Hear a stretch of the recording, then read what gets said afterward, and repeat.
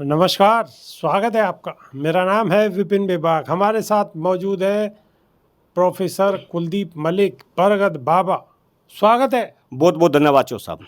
मलिक साहब, आज ही पता चला है कि आप तो एक तीर से कई कई शिकार करने के फिराक में हो। अब ये बात हमने क्यों कही? ये बात हमने इसलिए कही कि आप पेड़ लगाने के साथ साथ अपने वोटों के जुगाड़ में लगे हुए हैं। मैं नहीं कह रहा, गुप्त सूत्रों से खबर आई है।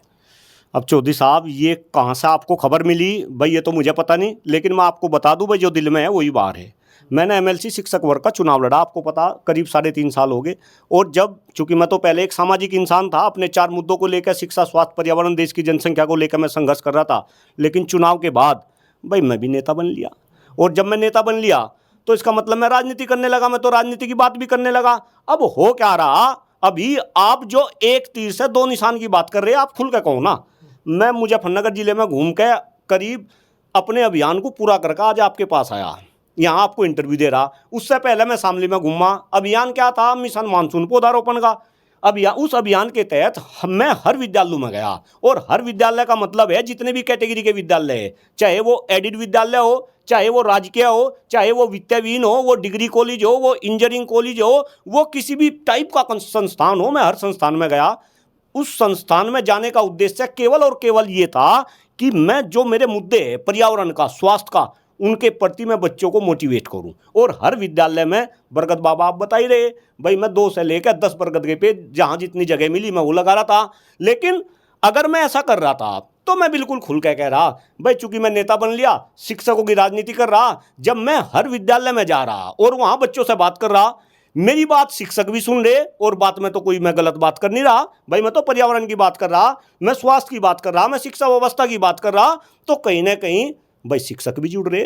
तो अगर मैं एक तीर से 2 निशाने भी साध रहा तो चौधरी साहब मैं कुछ गलत नहीं कर रहा। और मैं आपकी बात का सपोर्ट कर रहा। डॉक्टर कुलदीप मलिक खुल के इस बात को कह रहा कि हाँ, इसके पीछे कहीं ना कहीं शिक्षकों को संगठित करना, शिक्षकों को एकजुट करना। बहुत अच्छी बात है, मलिक साहब ने स्वीकार कर लिया, अच्छी बात है। स्वीकार हालांकि लोग करते नहीं है, लेकिन मलिक साहब ने बड़ी स्पष्टता से अपनी बात रखी और कही है कि हाँ, मैं अगर ऐसा कर भी रहा हूं तो इसमें कोई बुराई नहीं है। जी बिल्कुल बुराई नहीं है, लेकिन मलिक साहब तैयारी क्या है? नहीं, देखिए चौधरी साहब, बात यहाँ तैयारी की नहीं। फिलहाल मैं तो अपने विचार फैला रहा, जगह जगह मैं तो बीज बो रहा। और वो बीज जब अंकुरित होंगे तो भाई, अंकुरित होंगे तो वे बड़े होंगे, बड़े होंगे तो वह फसल बनेगी, फसल बनेगी तो भाई फसल फिर अपना कमाल दिखाएगी। आप ये देखो, आप शामली की बात करो, 110 विद्यालय की लिस्ट मेरे पास थी शामली के अंदर, उसमें सभी कैटेगरी के विद्यालय थे। 110 के 10 विद्यालय में डॉक्टर कुलदीप मलिक गया, चैलेंज के साथ, आपके चैनल के माध्यम से बिल्कुल गंभीरता से इस बात को कह रहा है, कोई भी मुझे चैलेंज कर सके। 110 में से कोई नहीं छूटा। 108 विद्यालयों में मेरे शामली में पौधे लग रहे, किसी में 2 बरगद लग रहे, किसी में 8 लग रहे, किसी में 10 लग रहे। इसके बाद मैं शामली कवर करा, फिर मैं जो है मुजफ्फरनगर में कुछ करा। चूंकि शामली में जिस तरीके का प्यार, जिस तरीके का सहयोग, जिस तरीके का सपोर्ट, और खास तौर से चूंकि मैं यहाँ बच्चों की बात कर रहा, भाई शामली जिले के बच्चों ने तो कमाल ही कर दिया। डॉक्टर कुलदीप मलिक से प्रभावित होकर ऑन रिकॉर्ड शामली जिले में लगभग 10,000 पेड़ लगा दिए बच्चों ने। आप थोड़ी बड़ी अचीवमेंट मान रही है। इसके बाद मैं मुजफ्फरनगर में गया। कल आंशिक रूप से मुजफ्फरनगर में मैंने अपने मिशन मानसून पौधारोपण अभियान की समाप्ति करी, आंशिक रूप से। इसका मतलब ये है कि कुछ विद्यालय वहां भी छूट रहे, बड़े बड़े विद्यालय है, एसडी इंटर कॉलेज, इसके बाद मुजफ्फरनगर के अंदर ही MG public school, SD public school, बड़े बड़े विद्यालय है। जो विद्यालय छूटे वे भी कवर होंगे। इस वजह से मैं आंशिक रूप से समाप्ति की घोषणा जो है कल करी। अब यहाँ मुजफ्फरनगर में आप कमाल देखो, करीब 250 से लेकर 300 विद्यालयों में मुजफ्फरनगर में गया।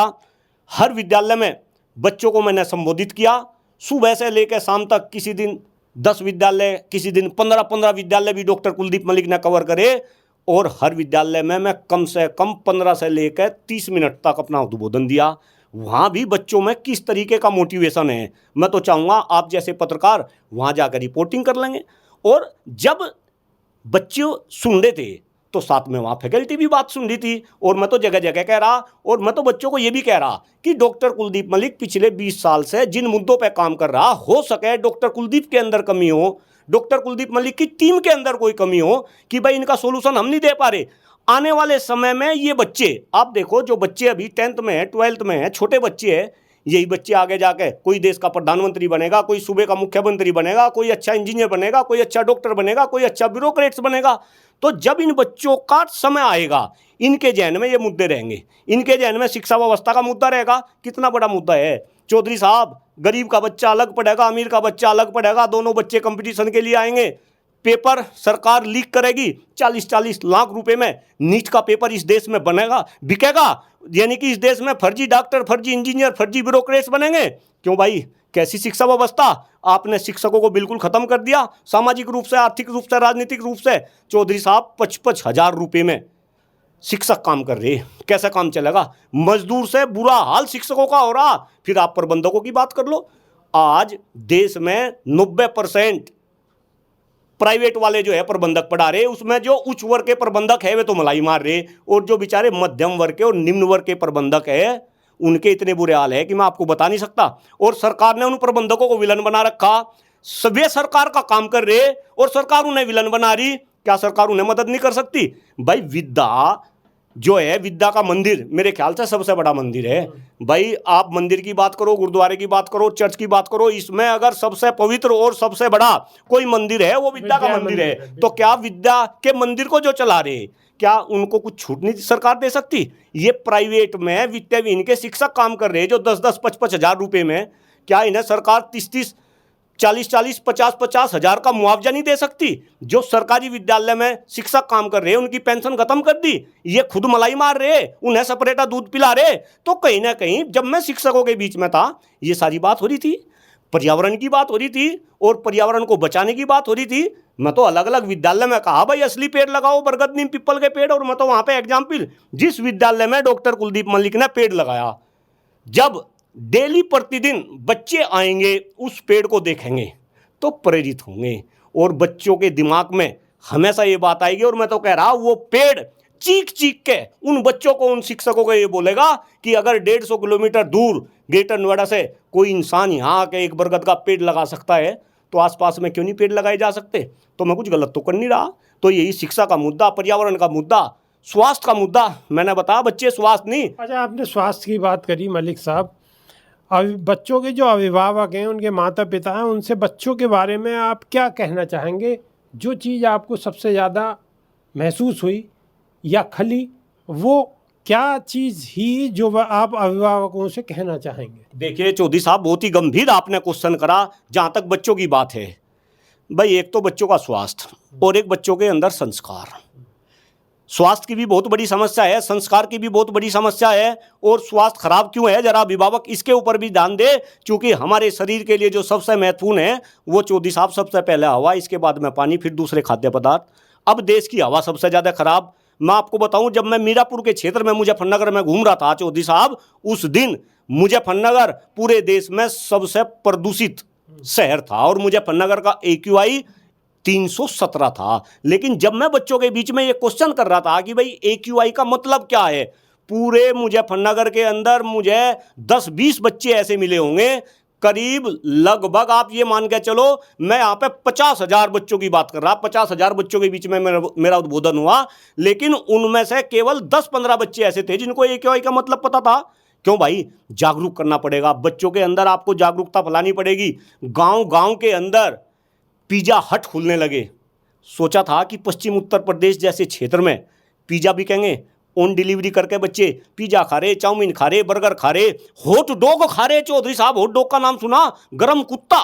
तो कहीं ना कहीं पेरेंट्स के लिए मेरा ये हाथ जोड़ कर निवेदन है, आप अपने बच्चों के अंदर संस्कार डालें, आप बच्चों को अच्छा स्वास्थ्य दे। और वो अच्छा स्वास्थ्य कैसे मिलेगा? मैं फिर कह रहा, अच्छा स्वास्थ्य मिलेगा हवा से, पानी से, यानी कि आपको पर्यावरण बचाना पड़ेगा चौधरी साहब। तो अभिभावक भी पर्यावरण पर ध्यान रखे। ये नेता तो सारे बिसलरी का पानी पी रहे, हम गंदा पानी पी रहे। जो हम लोग जागरूक है तो हमने भी घर में RO और जो है फिल्टर लगा लिए। लेकिन मैं तो अभिभावकों को भी कह रहा कि जो दूध आप अपने बच्चों को पिला रहे, वे जो डांगर है, गाय है, भैंस है, वे पशु सारा का सारा वे भी जो है गंदा पानी पी रहे, उनकी बीमारी हमारे बच्चों में जा रही। चौधरी साहब, हर विद्यालय में डॉक्टर कुलदीप मलिक ने ये क्वेश्चन पूछा कि कितने बच्चे ऐसे हैं मेरे सामने जो ये कहे कि मैं शारीरिक और मानसिक रूप से स्वस्थ हूँ। चौधरी साहब, 10% बच्चे भी हाथ ऊपर नहीं करते। यानी कि अभिभावक इस बात को समझे कि अगर आपका बच्चा स्वस्थ नहीं होगा, भाई जान है क्या तो अगर जहान है। स्वस्थ ही नहीं है तो फिर वो क्या पढ़ाई कर पाएगा, क्या फिजिकली मजबूत रह पाएगा, और क्या उससे उम्मीद करी जा सकती है? मजबूती की बात सुन लो चौधरी साहब, कई विद्यालयों में ऐसा हुआ, जब बच्चे मेरे सामने खड़े थे तो कई प्रधानाचार्य ने, कई प्रबंधक ने मेरे कान में कहा, भाई चौधरी वो मलिक साहब आप थोड़ा लंबा खींच दो, शॉर्ट में करना। मगर जी क्या, नुको ये बच्चे 10-15 मिनट के बाद गसा खा खा के गिरने लगे। और चौधरी साहब ऐसा हुआ, मैंने अनुभव किया, अगर 15-20 मिनट से ज़्यादा का उद्बोधन कई जगह तो आधा घंटा जो है 40-40 मिनट में बोलता रहा, तो 8-8, 10-10 बच्चे ऐसे झूम झूम के चक्कर आ के वे बच्चे गिर रहे थे। क्यों भाई, कैसे ये देश चलेगा जब इस देश के युवा अस्वस्थ नहीं होंगे? और खास तौर से जरा देश के नीति निर्धारक और देश के अंदर राजनीति करने वाले, चाहे वे सत्ता पक्ष के हो या विपक्ष के हो, भाई जब इतना गंभीर मुद्दा है, स्वास्थ्य का गंभीर मुद्दा है, पर्यावरण का गंभीर मुद्दा है, बच्चों का गंभीर मुद्दा है, बच्चे पढ़ लेंगे उन्हें जॉब नहीं मिलेंगे, वे बच्चे बेरोजगार है, बेरोजगारी दर चरम पे है।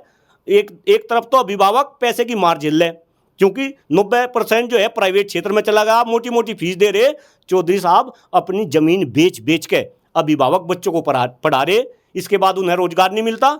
भाई सिचुएशन बहुत खराब है, देश की सिचुएशन खराब है, बच्चों की सिचुएशन खराब है, शिक्षकों की सिचुएशन खराब है।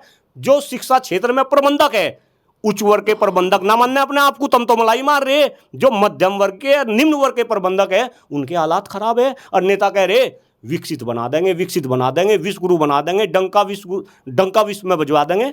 भाई ये बात सारे समझे। और खास तौर से मेरे जो विचार है, मैं नेता बनूं या ना बनूं, और देखो नेता तो मैं बन लिया चौधरी साहब, नेता तो बन लिया, चूंकि नेता का मतलब है लीडर, जो लीड कर रहा। तो मुझे भी जब आदमी को अपने आप के ऊपर विश्वास हो जा कि भाई हाँ मैं लीड कर रहा, तो नेता तो मैं बन लिया। लेकिन नेता बनने का मतलब ये नहीं कि एमएलसी बनना, विधायक बनना, सांसद बनना। भाई नेता तो मैं बन लिया, लोगों का इतना प्यार मिल रहा, इतना दुलार मिल रहा। एक विद्यालय में उद्बोधन हुआ, दूसरे विद्यालय में गया, बच्चे तैयार मिले, सारे के सारे बच्चे वहाँ उद्बोधन हो रहा। अजी वाह भाई, डॉक्टर कुलदीप मलिक का तो दिल गदगद है। नेता तो मैं बन लिया, लेकिन मैं एमएलसी बनूं ना बनूं, मैं विधायक बनूं ना बनूं, मैं सांसद बनूं ना बनूं, लेकिन मेरे विचार जिंदा रहे। और वे विचार जिन बच्चों के बीच में मैं बोल रहा, वे बच्चे के अंदर वे विचार पनपे और फिर उन विचारों को फैलावे, तो कहीं ना कहीं इस देश में बदलाव अवश्य होगा, ऐसा डॉक्टर कुलदीप मलिक का मानना है। बिल्कुल मलिक साहब नेता थे, नेता हैं और नेता बनेंगे और एमएलसी भी बनेंगे। हमारी शुभकामना है।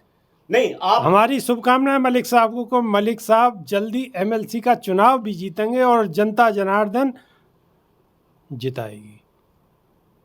कैसा लगा?